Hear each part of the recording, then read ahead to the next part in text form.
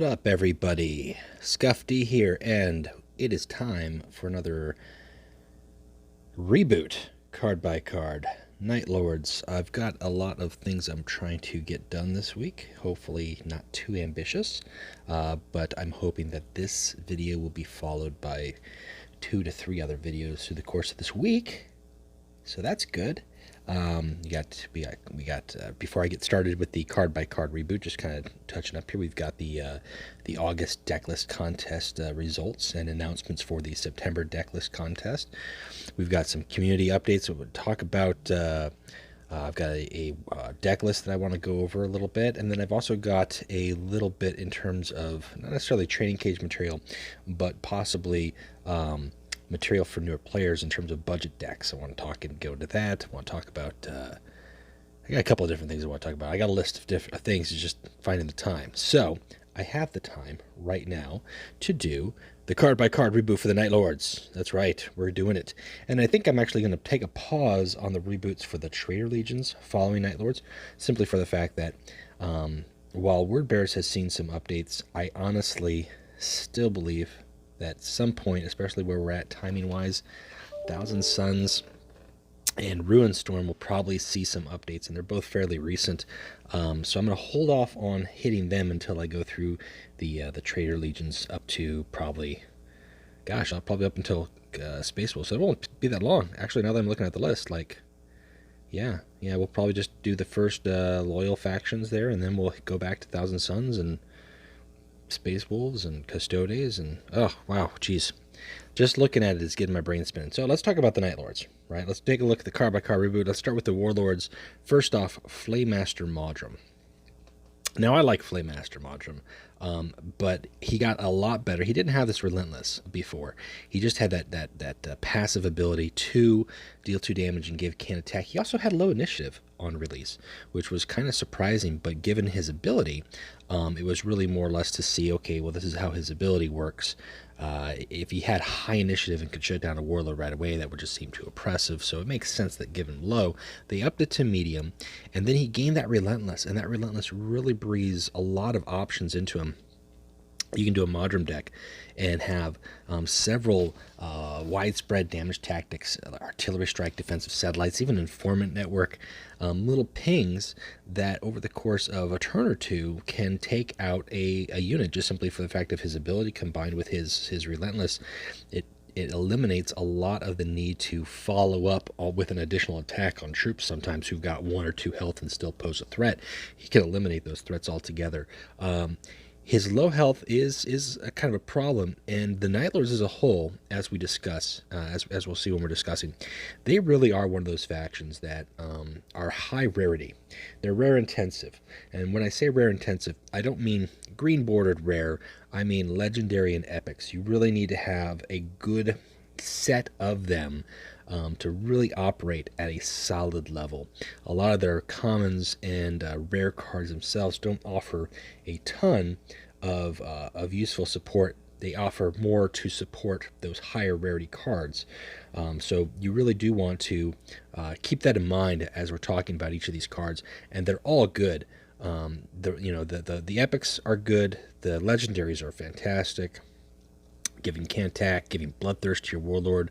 That's just a taste of it, but it's a rare intensive faction. So Modrum kind of plays with a lot more of like common stuff outside of the faction if you're using that widespread damage, and he can get more out of it. You don't want to rely on his ability every game, but certain games you need to. Modrum can, while he can still take a lot of damage from an Angron deck or a Kabanda deck that has got other cards to attack with, the fact that he's got that passive, and if you've got enough healing, it can really stem the tide and throw off the main damage dealer that the opponent is counting on. So it's a good ability, and he's a decent Warlord. Kurz, Primarch, of course. Kurz is solid. Kurz has not changed at all. I played Kurz for 2 seasons, not right on release. I think it was about the month following release, maybe 2 months following release, and did really good with him. And he hasn't changed. The cards that have been added to the game that make him better That has changed. He's very consistent, but now we have cards like Apotheosis, which for several warlords, and Kurz is one of those, is just like a huge breath of breathing room and operational utility. You know, giving him 6 additional health as well as a permanent +1/0, and really in using that with his reckoning, or his madness as it was, because he didn't really fall to chaos, but nor did he reckon. He simply went mad.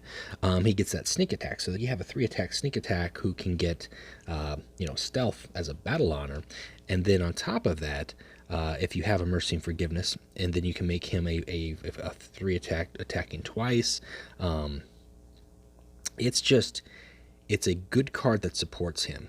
Solid card that supports him. The counterattack is one that you're going to use early on for him because he'll gain sneak attack, but the counterattack itself for your other warlords is really good, especially for Malkarian, who has a battle honor, draw a card. Now, you only might use that one time with the sneak attack, but you also have Dirty Fighter, which gives him sneak attack to draw a card and draw a card, so Malkarian's not bad.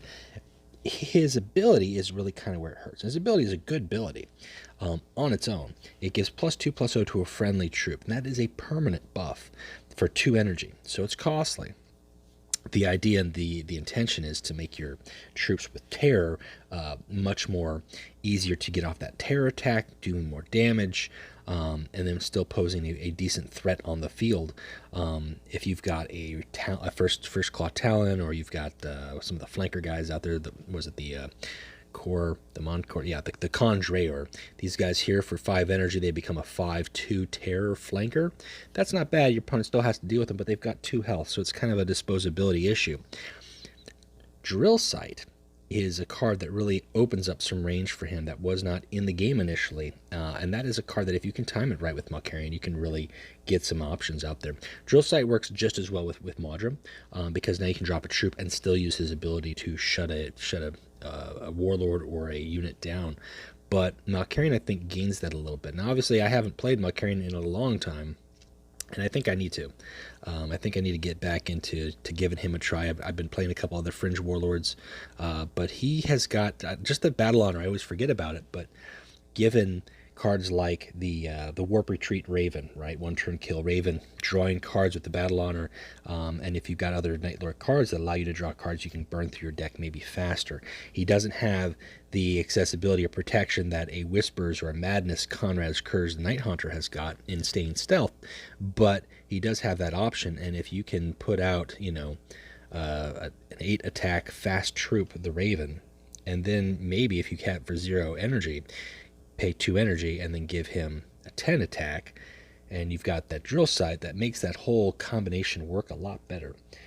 I might have to give that a try. I'm not a fan. I know a lot of people aren't a fan of 1-turn kill Raven because it is a 1-card thing. I played 1-turn kill Kinza. I've got as well as I did it with Yusegi. And I enjoy that a lot more because I think there's a lot more synergy there with the White Scars cards. It's harder to do with 1 card in a faction, but it's very doable. And Malkarian might just make that work. But Drill Sight is a key card for him, as well as just any troop that can flank Vorax. You can bring out Vorax and put Malkarian pumping him up. I think another one of these, is it the Chaos guy? The Cultists are not bad, but I'm thinking specifically, there we go, Beast of Fyra, which was added at the end of that expansion that came out, giving these guys, on your next turn that you drop them, a 6/5. Granted, they have to stay alive, but a 6/5 with Bloodthirst, that's a lot of damage, right? So we've got next coming up here, obviously, Sevatar. And Sevatar was another one of those warlords that had to have some initiative change. He had medium initiative before. He had to have that high initiative bump, and that really made a huge difference, surprisingly. And when I say surprisingly, I mean, you would think that it's just a simple change. He had the same passive. He had the same ability. All it took was a different change in initiative order at the time to make him operate very well, because he could get that first go off, and then your opponent has got to play troops to respond to lower his attack. With the addition of counterattacks, I'm not sure how that throws him off. He's still very good, but then you have warlords who can now have a counterattack as a result of that. So is the trade-off still the same? I don't know. But with Sevatar, you really do use support troops. You use a lot like the healers. Sometimes a lot of people will use. I've seen the tech servitors used from the Mechanicum as a late game 0-cost option. These guys here pop out, and then you play a punitive action. And if you have 2 or 3 troops down, or they're stealth troops, you can deal a lot of damage off there. You get a much more reliable defensive satellites, essentially. But Sevatar operates very good. I think Conrad Kurz is definitely the best. He has been consistent. He hasn't had to change. He's gained cards that work for him. You can use Apotheosis for Sevatar as well, and that's fantastic. Although I don't know, because he has less options to gain that sneak attack in the end, it may not be as beneficial, whereas Kurz can hide, buy some time till he gets those cards in his hand, give himself Apotheosis 1, Apotheosis 2, Mercy and Forgiveness, and then next thing you know, you've got a Warlord who can deal 8 damage as a sneak attack. And that's a big threat. So definitely Kurz is your all-star for the faction. A lot of people like Sevatar. Sevatar's good. Modrum, I think you could make an argument for both being on the same level, although I think Sevatar with the 5 health and the high initiative wins out. Malkarian is just not played. He's just not played. It's a rarity, and I have to agree. I mean, I'm not, I want to say agree, but I mean, right there, those zeros on the friendly matches and ranked matches indicate that I am also a part of that problem. I need to change that. But he's not bad. He just having that ability, and it doesn't do anything in the turn that you need it. You need troops on board. You need troops in stealth. That's really the kicker, and it slows things down, and the game pace where it is right now cannot really respond to that so well. Now, Disagreement has seen some play. It hasn't changed at all, but in terms of like the Sevatar or the Modrum decks that use it with a Pi Alpha, which is that Mechanicum troop that heals 3 and removes stun, you can heal 8 to your Warlord for 4 energy, and that's a very good option for those decks that feel like they need it. But beyond that, you don't see it that often. I don't see it encouraged too often because he's really playing with Manifest Destiny. He's playing with Apotheosis, and he's relying on his stealthing and hitting and fading and doing some other damage that way. But you do see it in the other Warlords. Thandamel Squad, these guys are a common that, I mean, while they've got Terra and they've got a 3/1, the fact that they have a 1 health means that they're just gonna die. There's no way that you can protect them. They don't have stealth. I would pass on those guys. Tigris Exodus, I would pass on this well. While it gives a stealth and +1/+0 to a friendly Astartes and infantry, and that can actually be really good if you are using it following an attack on a troop. A lot of your troops you're going to play on curve, so there's very few that you're not going to play, or that you're going to have a lot of cheap guys to play and then have this left over to give them stealth. But you could make an argument for having 1 of in a deck. I wouldn't put more than 1 in a deck, though. It is nice, like if you use it on an Andro Sheck. If you lose it on Andro Sheck, and he attacks, and he gets a buff, and then you give him Tigris Exodus to give him back stealth again, that's one way to go about doing it. I do not see Trophies of Judgment. I've seen it in some event decks, and that's about it. And I think because it just gives -2/-0 to an enemy troop, doesn't affect your opponent's Warlord, and it doesn't affect all troops. There's better cards within the faction to play with. So as much as the artwork is very interesting and disturbing, I'd say pass on that. 10th Oath is arguable in inclusion for Sevatar, mainly for the simple fact that combined with Sevatar's ability, which you use occasionally, and 10th Oath, basically for 4 energy plus the rule of fear, you could squeeze out and do some additional clearing of troops who've got multiple troops with 2 or less health, or 2 or less attack, I should say. But it's situational, and it's really only for your turn. It's not going to affect the opponent's turn, so I don't know. I used these guys initially out of the gate, and then gradually as time went on, I shifted over to the Titanic Terra squad, or the Rad Uzon. I like those guys better. These guys, not just because of their rally ability, but their low health, I just don't get as much out of them, but they do have potential. Dirty Fighter is very good, and depending on your deck, you may want to. If you're playing Sevatar, 2 of these makes perfect sense. If you're playing Malkarian, 2 probably works well too. If you're playing Curs, you're going to get sneak attack down the road, so all this could operate off when you're at 10 energy is just drawing you a card, which isn't bad, but it's not what you might want at that point in the game. So depends on your warlord who you would operate with. I wouldn't include this in Modern at all, because if I can just pay 2 to deal 2 and lock my opponent down, I don't mind that. That's okay with me. But it's a good card. I prefer it. Like I said, I prefer it for Sevatar. Now, Night Attack, here's one. This is kind of the upgrade to the Tiger's Exodus, where although you're not giving +1 attack to your to a unit, you're giving stealth to all your troops until your next turn. And the big thing that's important here, we don't see enough of this card. This card doesn't see a lot of play, although which is surprising given how often late game Night Lord boards can look and have multiple troops on the table due to can attack effects or terror effects. But for 1 energy more, well, this card affects Astartes or infantry. This card here affects all of your troops. Remember, this one is only until your next turn, but this can affect your vehicles, and that makes a big difference. And demons. So I might actually try to figure a way to play that, underutilize that. That might work with Malkarian more. I like that option. I like that option a lot. It's totally overlooked, and I gotta admit, I mean, when it comes to, there's a lot of good cards within the faction. When you play a Night Lord's deck, for the most part, you're playing very heavy key Night Lord's cards. It's very intensive, so it's hard to fit in room, and you kind of fall back on those certain cards. But that might be a card worth reconsidering. Usually, Recon Claw is the ideal 2-drop that you want to have. Now, these guys are epic, so they are hard to get, but if they can stay on the board a turn or two and you've got troops to follow up with them, the ability to give flank non-stop to every single one of your troops is huge.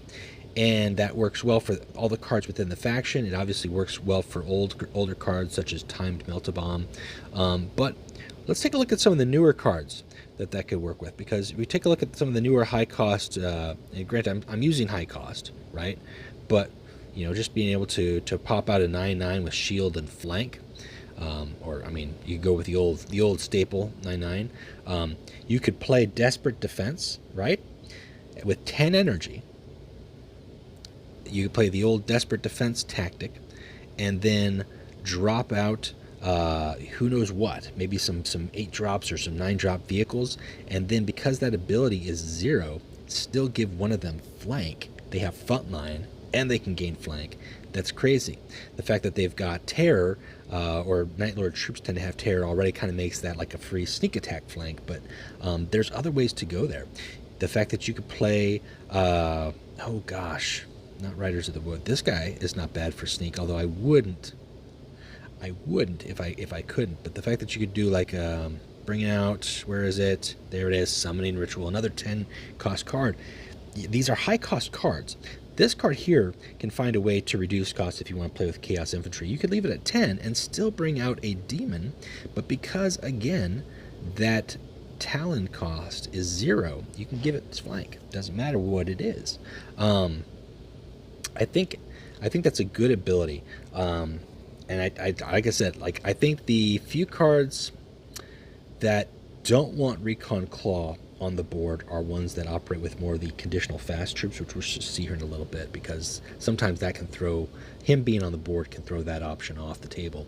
But otherwise, a very good card. Now, Titanic Terra Squad, I talked about these guys a little bit. I like these guys more. I like the artwork a little bit. I like that close-up. I like the fact that they've got 3 health. And they've got Terror, which is, at 2 attack you might think is not much, but given the way that the Night Lords can lower attack, or sometimes there are 1 attack troops, that works. But the real benefit I like these guys is the fact that when they damage a troop, when they damage anything, I shouldn't say a troop, a warlord, they give it -2, -0. And that can allow you to hit with multiple other troops, fast troops or troops that you've already got on board and your warlord, without taking any damage, and then leaving more of your stuff on the table that your opponent now has to respond to. If your opponent has a 2-attack warlord, it's essentially having the effect of a Yiria, the Seducer, in play. Yes, they can be dealt with fairly easily, but because of the threat that they pose, your opponent has to deal with them. And anytime your opponent is dealing with cards that you play rather than dealing with your warlord, you're at an advantage. So I do like those guys. Now, Curse of Foresight you see from time to time. It definitely plays into the Raven deck, right? The one-turn kill Raven deck, because you're drawing 3 cards, which is 3 energy for 3 cards is a great trade-off. For every tactic drawn, you're taking damage to your Warlord. There's the downside to it. But it's really conditional, and a lot of the decks that I play with the Night Lords when I was playing Curse was kind of 50-50, and I didn't want to take the damage because it was kind of close. It was always itching out. That's how Curse kind of itches it out. Now with Apotheosis, it might be worth it to take a damage if you're going to be able to heal for 6 and gain more attack. So Curse of Foresight is still an option. Not always an option for every Warlord, and depends on the deck, but it's okay. I wouldn't run 2 of them in unless you are playing something like Warp Retreat Raven.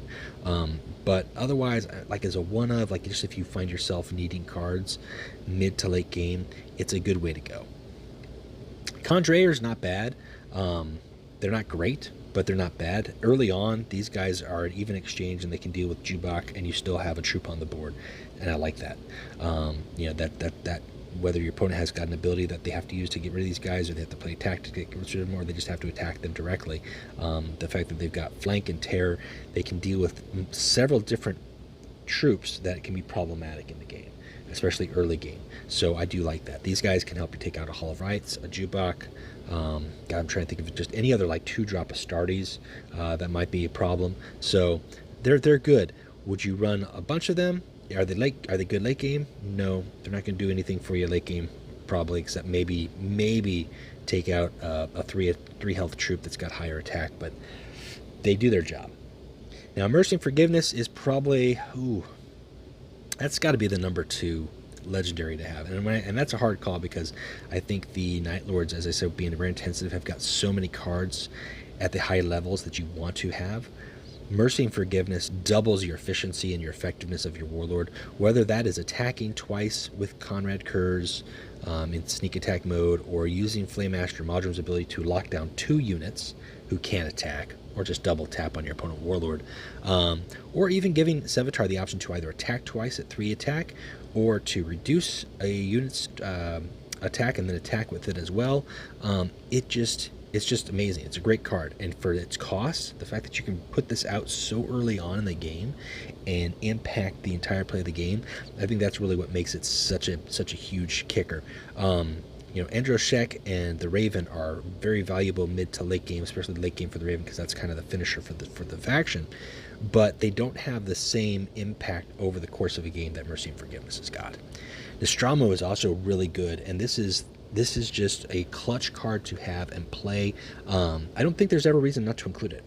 Can attack is one of those effects that there is not a way to remove presently, aside from using a jam or sabotage effect on your own troop. There's no way to remove can attack from a Warlord. And if you can lock down your opponent's entire board, whether that is just their Warlord like Angron or Kabanda, or a fleet of demons or vehicles or Iron Hand nasty guys, locking them down to can attack for that one turn sometimes is all it takes, and it's a really good card for 3 energy. Thumbs up. Now, Raptors I talked about a little bit. I do like these guys, whereas the Titanic Terra squad has to attack. These guys pay 1 energy, and you give can attack. That's pretty good. They're low health, and they can be dealt with fairly easily. The Terror doesn't do anything for them, but the fact that they can offer something for a very low cost isn't bad. They don't need to go in every deck. Sometimes I take them out. It just depends on what you're playing or what you're facing, but they're not a bad deck. The Rule of Fear, this card can wax and wane. Now, the ability itself has been the same. Destroy all enemy troops with 2 or less attack. That can be up to 6 troops. That's crazy, especially with cards that we're seeing, such as Arcology in effect. Rule of Fear is very effective if you can find a way to destroy Arcology, and your opponent's thinking, I'm going to get a bunch of weenies on the board, unless it's feeding into their Whispers. You just Rule of Fear and wipe out that entire center. Or you play Rule of Fear, wipe out their Arcology and their troops, and then play Defensive Satellites, or even Informant Network, which just only has to deal 1 damage to all those little displaced civilians, and you wipe out everything that they have to offer. They paid 7 energy to put that unit on the board, and I potentially you could be wiping everything out for 6 or less energy, depending on what else you've got in your hand. So very good card. Sometimes in the meta and the way things are going, you might include only one of them. I think with the Salamanders, when Numian was really high and they can pose a threat because of Survivor, Rule of Fear works really well. With Desperate Defense being a thing, and a lot of high drop troops coming out on that 10 energy, Rule of Fear isn't going to do so much for you against them late game. Mid game, early game, it's absolutely killer. So consider that. Consider the Rule of Fear. The Terror Tactics that's the one that gives -2 to enemy troops. That's all troops compared to the Trophies of Judgment, and I still don't like it. I'll pass. Just not a fan. It's a common, it's 3 energy, it doesn't affect your opponent's warlord. I'll go ahead and pass on that. Tyrial Squad, these guys are one of the conditional fast troops. When I say conditional fast, it means that they've got a rally, and if your opponent has no troops, they gain fast. You have some control over that, depending on what your opponent has got on the board. You might be able to take it out with your warlord first, and then play these guys. Or you're just lucky and you're playing a warlord who doesn't have any troops, and then you get a fast unit for free. They've got Unstoppable. They're not bad. They're really good as a support unit for a guy like Kurz, maybe even Modrum, just being able to instantly respond. Fast and flank is the way to go. But that conditional really is the kicker, and that's why I think these guys are rare, but they're not a bad rare.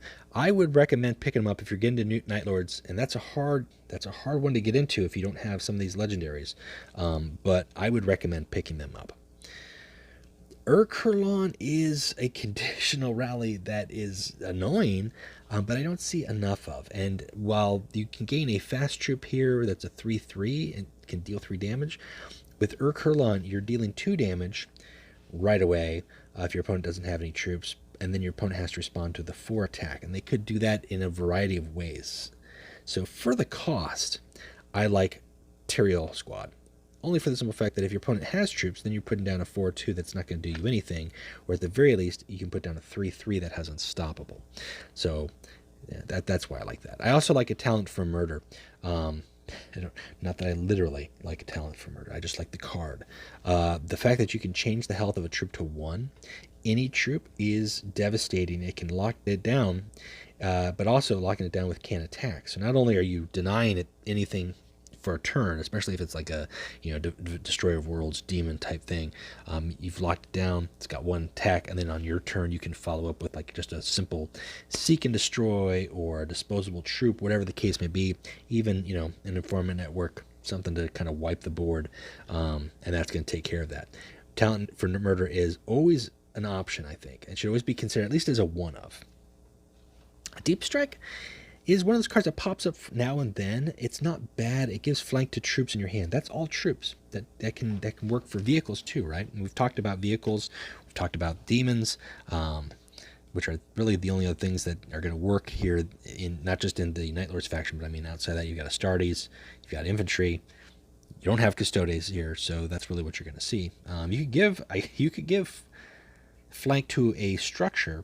There's only a few structures who would be able to take advantage of that, but I think being able to give flank to some of the vehicles or the mechanicum units that have emerged over the course of the time, even if it's as simple as giving flank to a 4/5 that you've got out there, giving flank to a Melta-Bomb on your next turn, that you can respond with, or something more along the lines of a Coriol Zeth, these big guys that are sitting in your hand that you're not going to play right away, but you're going to give them flanks, so when you do play them, you get to use them right away as well as gain their abilities.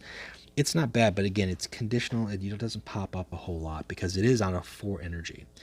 If it was a 3 energy, it wouldn't be so bad. If you're playing a deck that is building up cards and troops in hand, it might not be bad to play at 4 energy, because then you can gain potentially a lot of value. If you've got 4 or 5 troops in your hand at 4 energy, you've got 4 or 5 troops now with flank. That's not bad, but we've already got ways to give troops flank beyond troops that actually already have flank or fast. So that's really where it's kind of drops off for me. Now, copper mode, First off, again, I like the comic book style artwork there. I think that's just solid little structure. It's a low cost 3/4, can easily be disposed of by a crack grenade, but I like the fact that it deals 2 random damage to an enemy after any enemy attacks. Doesn't matter if they're attacking this or they're attacking another unit, if they're attacking your front line, if they're attacking your warlord, this becomes a big distraction and a threat. I love having 2 of these in Modrum as a support, because if you try to kill it and I end up damaging one of your other units, then his relentless ability can capitalize on that. Just playing these guys here as a distraction for, just drawing heat off of a warlord that is maybe at 8 health, right? And you want to buy a little bit more time, that might be all the time that you need. Now, it depends. Again, like I said, it's got low health. It can be easily dealt with several tactics, but depending on what you've got late game, maybe they don't have an option. Even if they attack it with the Goldstone Hunters, they're still taking 2 damage somewhere else. If they attack it with a flanker, there's still 2 damage going somewhere else. So I like that, and it's just a rewarding play. If you can get this to affect 2 units in a game, you've gained value. So now, Night Raptors, these guys have stealth until your next turn, as well as unstoppable. While they're not fast, that artwork is ferocious, by the way. They are decent, but the fact that they've got 3 health is really what throws them off, especially when the Night Lords came out. The neutral cards immediately followed with Joker Company, which at the time was a much higher cost. But I mean, this card basically killed a lot of the stealth options for the Night Lords, because almost all of them have 3 health. So you don't see them as often. So maybe Night Raptors isn't such a bad thing to do, although you don't have the immediate fast impact. It's debatable. It's debatable. I would rather take the other 4-drop troop, or even the Secret Talon. We'll get to these guys here just shortly. Chainglaive is just overcosted. As cool as it is, +2/+0 and cleave 2 to a friendly troop. For 4, it is not worth it. You're getting, and don't get me wrong, you're getting 4 damage off of this card. You're getting the 2 attack, and you're getting cleave 2. That's a very nice attack. But it is essentially paying the cost of a troop to give a troop, which most of the Night Lord troops are very low health that you're going to be using, so it's disposable. You're giving a troop a little burst in damage when you might just be better off playing another troop. So that's why I don't like Chainglaive. I think if Chainglaive was 3 and had the same effect, it would still be questionable, but it might not be so bad for like a deck that is just doesn't have that many options as far as cards go. If you're looking to increase the stats of your cards, Night Lords are not going to be the best way to go about doing that. You might want to play another faction. Now, Secret Talon. These guys are really good, and you might not think that at first, like, 3/4, they've got stealth, and then after they attack the enemy, they gain stealth again. Like, what? They're going to be able to attack the Warlord, what, twice? Maybe. But I've had many games with the effect of having Sevatar's ability, having Kurz's ability, having, the ability of Titanic Terra Squad.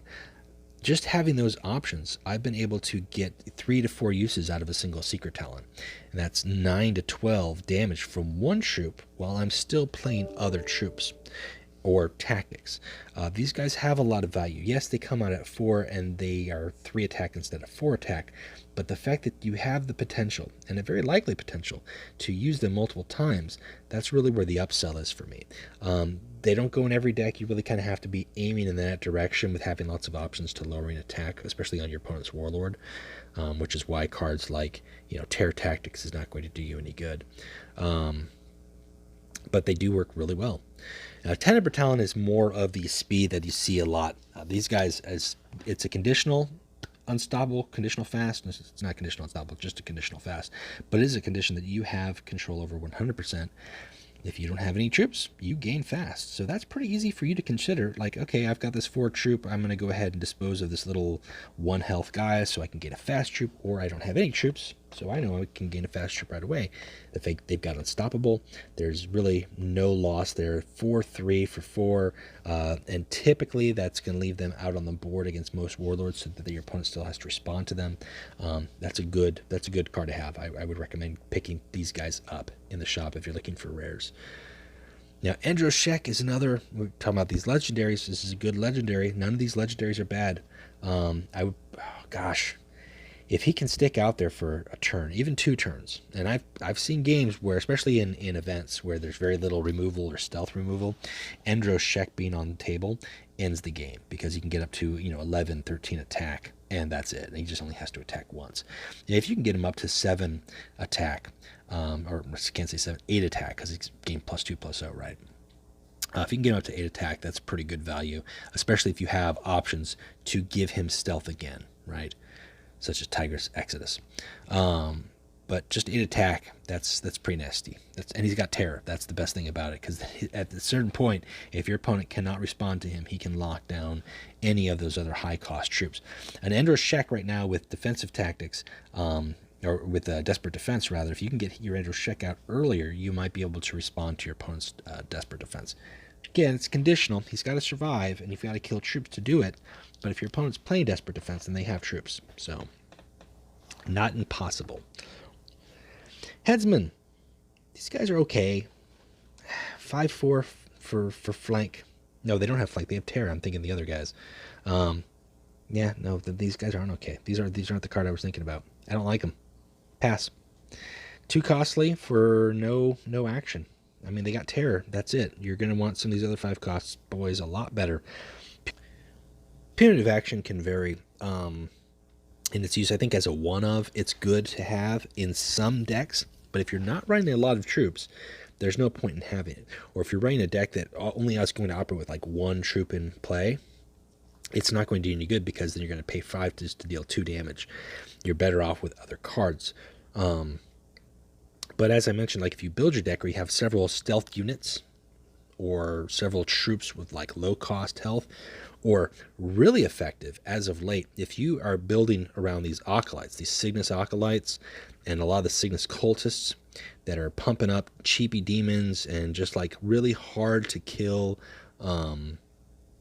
cultists, your opponent doesn't get a defensive satellite, or just like you've got 2 or 3 of these guys down, that really breathes a lot of life into this as an option for me. And I think if you were to do a cultist build with, say, Modrum, because then he could use Disagreement whenever he wants and gain some additional health and just kind of ping and lock down, I think that might be one way to go about it. And then late game, if you got 4 or 5 cultists on the board, this card can do a lot of damage. So you'd have to build with that in mind. It's not something that you just slap in. Support Talon. These guys, while they've got 3 attack and they're susceptible to Ambassador Melgator, their ability is really good. They deal 2 damage and they stun it. And that can be a warlord, that can be a troop. That's just something to harp on turn after turn after turn. If you don't have can attack, you're stunned. If you don't have stun and can attack, I have stealth troops. I like these guys. I also like these guys who have unstoppable and flank. I think between the 2 of them, that's a tough call. It might depend on your warlord, or it might depend on your deck in terms of which one you play with. Because if you're playing Vibius Talon on curve, they can remove a lot of threats. If you're playing Support Talon on curve and you're playing ahead of your opponent having any troops on the board, they can nullify a lot of threats. So it really depends. It really depends on the option. I don't know if you could argue for one of each or 2 of each, but neither of these guys have changed, and they're both really good. Hutmaster changed a little bit. I think he had 3 health at one time, if I remember correctly. He was a 6/3 with Unstoppable and Terror, and the artwork is really cool. But in the same vein that I don't like a 5/4 Terror, I don't really like a 6/4 Terror with Unstoppable for 6 energy. Maybe in an event deck where everybody's kind of got even footing and this can do something, but just in general, it doesn't do anything for me. I would rather have that flank or that stun for less, with less attack and just more utility, than having a guy that I'm playing on the board and not doing anything with. So I'll pass on that. Now, Night Scythes, these guys got changed, and it took a long time, because for the longest time their rally effect destroyed a troop with 2 or less attack. And it wasn't may, it was a conditional to play them. You had to do that. And there would be many games where the only troop with 2 or less attack was your own troop, your Recon Talon, or your Jubok, or your Frontline, whatever the case may be. So just to play them, you have to kill your own guys. And if you're killing your Recon Talon, now you can't flank with these guys. So it totally took them out of the running to even be included in many decks. But now that they don't have that, and they just have destroyed enemy troop with 2 or less attack, that goes miles, because these guys can come out on curve and destroy a mortar carrier, and then if you have a Recon Talon to back them up, they can also then use that 6 attack to destroy another unit or take out another unit. These guys are really good. Do you need 2 of them in a deck, or do you rely on 1 of them in a deck? Is really up to your deck preference and style, and maybe even what you're facing. If you're facing a lot of troops, a lot of low attack value troops, that might be a way to go. It's hard to say. It's hard to say. I don't think you'd regret having 1 of. I don't know if you would be thrilled having 2 of. Does that make sense? They're good. Are they great? They're no Reaper of Caldrac, I'll tell you that. I think Reaper of Caldrac is still one of my favorite epics. It is just a pinch. The artwork is fantastic. Also, it's a Contemptor Dreadnought, so Dreadnoughts, baby. But the ability, it's got Terror, and as a rally, it gives can attack to an enemy your next turn. Playing Reapers of Caldrac on curve, they've got that 6 health, so they can sustain a crack grenade. The fact that you can shut down Angron for a turn at 6 energy, and he's going to have to blow several tactics to get rid of it, or he's going to have to take 5 attack, or you can lock down a big nasty troop, and then if you've got a Recon Talon, you can follow up with that flank attack. Reapers of Caldrac just put a lot of pressure on the board at that 6 energy turn. In the same way that Night Scythes do, they do that instant destruction, but Caldrac may not destroy things right away. He's just going to lock you down, and you're not going to be able to do anything about it. And I like that. I like that a lot. Curse's Chosen is a very high cost card, but the effect is crazy. Again, another great legendary. This is probably one of those legendaries that is debatable when it comes to inclusion in your deck. If you really absolutely, it's a solid card, it's great, but there are those times where you could make an argument to not include it due to its cost. However, due to its cost, you get a 7/5 that immediately drops the attack of all your opponent's troops to 2 less. That includes anything that they bring out flanking or fast. It's going to be like their Goldstone Hunters simply becomes a 1 attack, which is not enough to take these guys out. Their Vorax is a 1 attack, not enough to take these guys out. Even the illustrious, I mean, if your opponent is really desperate and they want to throw out the old Volturax, this guy is now a 3 attack and still not enough to take him out.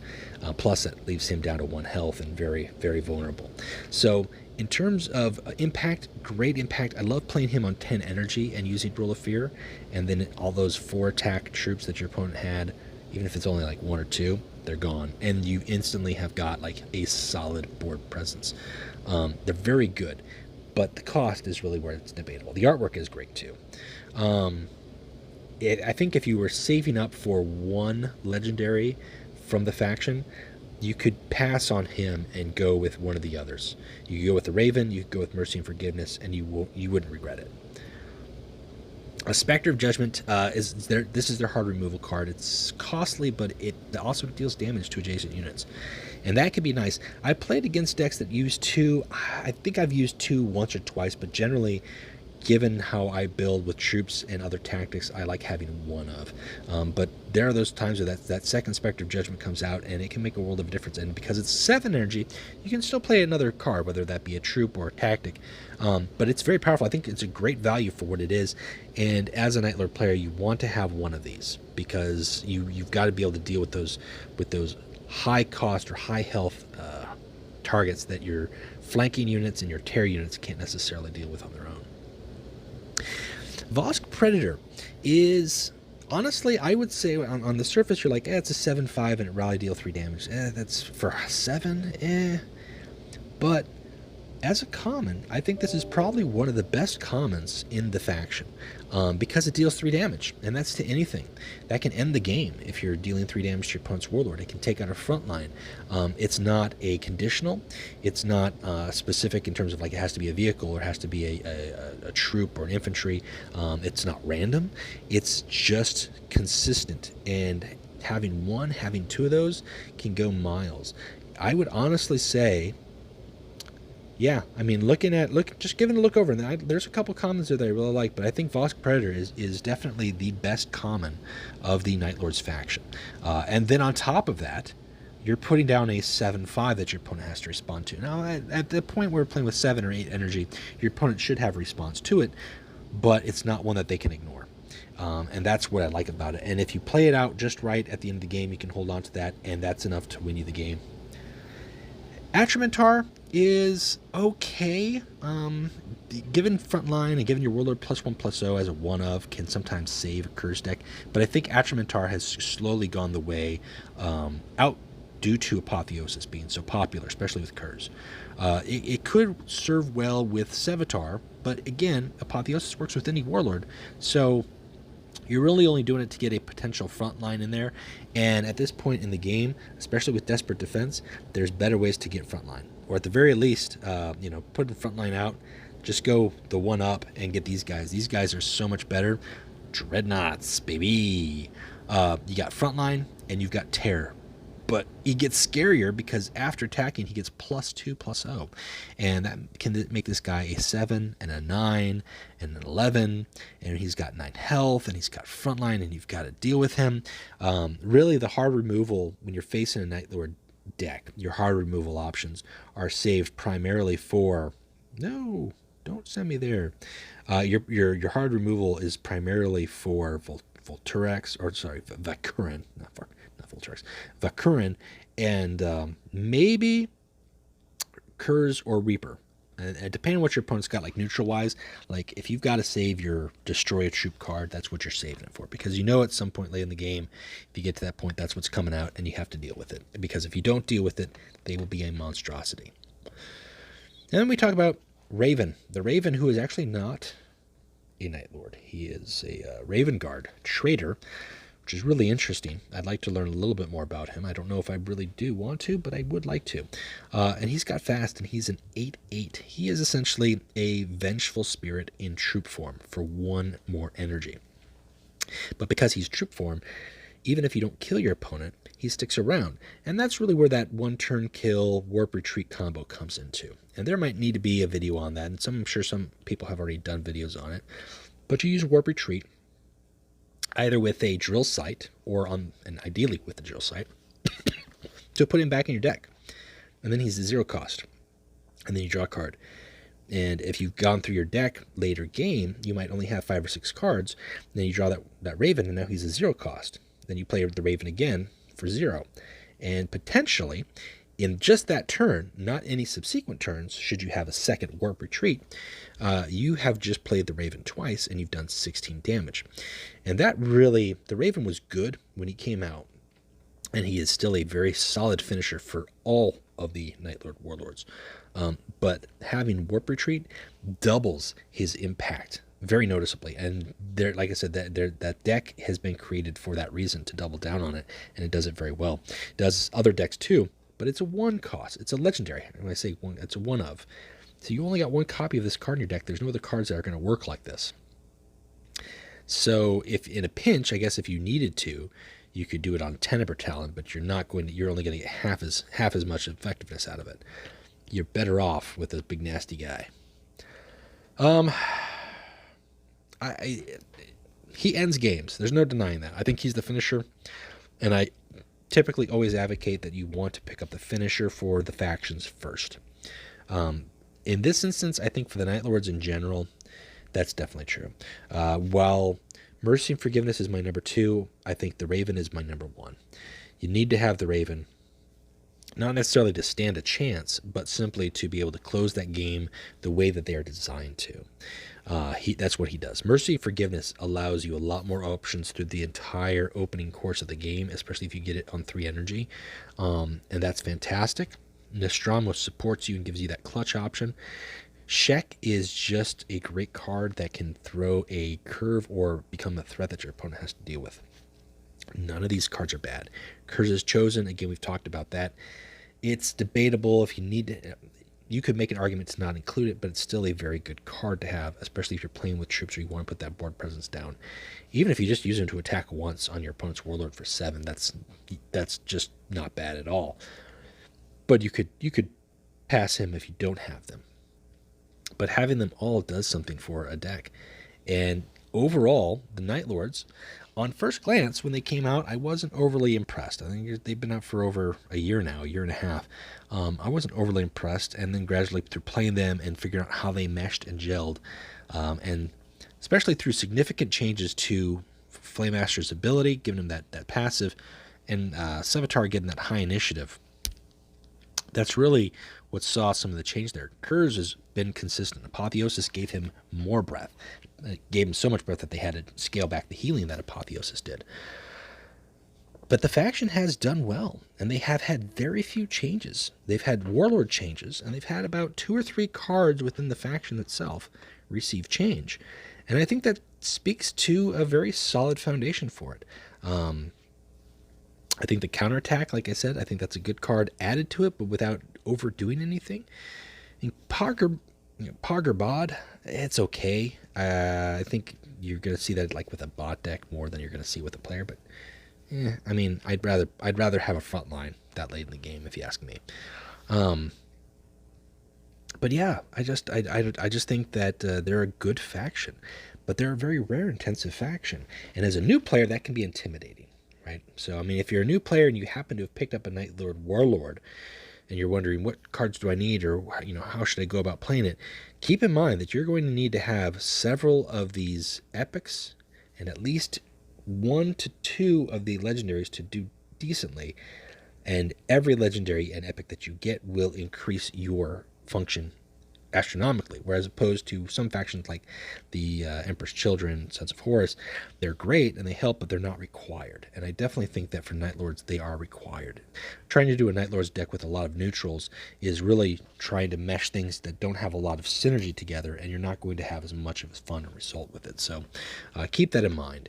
And if you've got gems and you're saving them and you're looking for a Night Lord Legendary, again, the Raven and Mercy and Forgiveness are probably the top 2 that you're going to want. After that, the rest is up to you. So I hope that was good. I hope, if you got some agreements, disagreements with me, let me know in the comments. And if you like the video, give it a like. If you haven't already done so, subscribe to the channel or let people know about the channel, especially if they're looking to get into the Night Lords here. As I mentioned, I'm going to be doing some card-by-card reboots for the Loyalists coming up here. That's what we're going to get into next. We've got a few Loyalists to get through and see how things have fared on that side. Yeah, I've got some other stuff brewing and cooking, and I'm hoping to have some time through the course of this week to get stuff out a little bit more timely. It has been very hectic over here, but gradually town has recovered from the storm. Power's back on, at least in my area, and I think most of the state now has its power restored, which is good. I think there was, oh gosh, if I looked at the calendar, I think it was about 2.5 weeks for some people in Cedar Rapids without power in summertime. And when I say without power, like without power, like not just at their house, like that's everywhere, like traffic lights, gas stations, food stuff. The police department didn't have power for about 5 or 6 days down there. So it's been very interesting. But thankfully, it's mostly just trees down. There's been some property damage, not a lot of loss of life, which is fantastic. And, anybody who's gone through any sort of storm, I believe Hurricane Laura is the one that's currently hit the coast. I can understand now a little bit, like the instant devastation, just kind of whoa, wake up, that's crazy. I did a lot in just a little bit of time, and how do we recover? How do you deal with it? So we're getting past that. I got a hair in my throat I got to get rid of. That's it for me, guys. We'll be talking next soon, hopefully. Oh, and also, before I forget, Bar Night Legions, baby. Yeah. Bar Night Legions, we got Labor Day weekend. This weekend is a 3-day weekend. We're doing the 7th Barroom Brawl, and that is taking place on Sunday at 6 p.m. Central Time. Join us, won't you? Bar Night Legions is kind of a B tier, just kind of casual play tournament format. We're all having fun. This week, there is a special rules restriction, and the rules restriction is commons and epics only. Last week we had... No, not last week. The week before, we had an all rares format. So every card in your deck, including your Warlord, had to be rare. And that was really fun. We had 8 players show up for that, which is the biggest turnout I've had for Bar Night Legions, which is great. It was really fun. Had a lot of fun talking, goofing off, and playing some fun decks. And this week, the other rarities, the commons and the epics get their revenge. So kind of curious to see what kind of decks we're going to come up with. I've got a couple ideas up here. Taking out rares and taking out legendaries kind of makes deck construction altogether different. But anyways, we're battling for the Meodmeister title. That's it. There's no gold. It's just fortune and glory, kid. But that's the best thing about it, and it's fun, and there's no judging. It doesn't matter. All levels of play are welcome, and I think with this current restrictions on the format, that makes it even more so entertaining. So if you're up for that, feel free to give me a PM either on Reddit or Discord, or drop a line in the comments. I can give you some details on that. I can send you the link to Challenge to sign up that, and yeah. That's it for me, guys. We'll talk to you next time. Thanks for checking in, and keep playing Legions.